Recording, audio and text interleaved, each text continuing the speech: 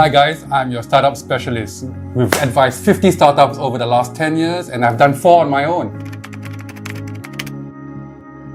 Actually, you do. It depends on where you want to set up in the UAE, but you always do have to have a license, and that's the most important thing to get started on.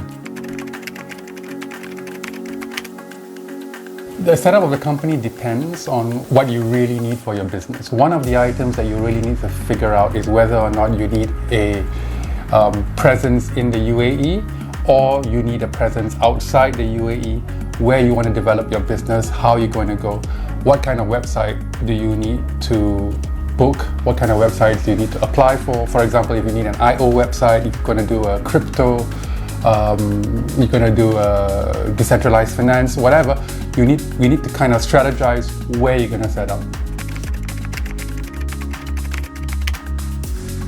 You absolutely need a written agreement with your co-founders, because you and your co-founders need to come in.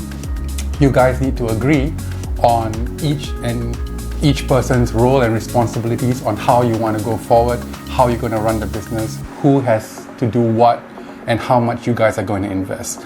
This protects all of you, creates value for the business. Therefore, when you get your investors to come in, either via a KISS or a SAFE or a price funding round, you get good valuation, hopefully, and therefore you can build your business going forward.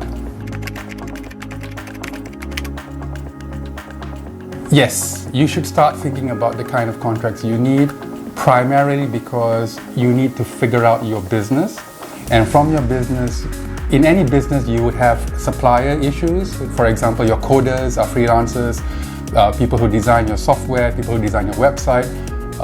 You might get a lawyer, you might get a finance guy, you might get people who rent you office space. There's a whole bunch of stuff. So you need to have contracts, and you also have customers that you want to attract or potential investors. So you need to kind of get your contracts in place.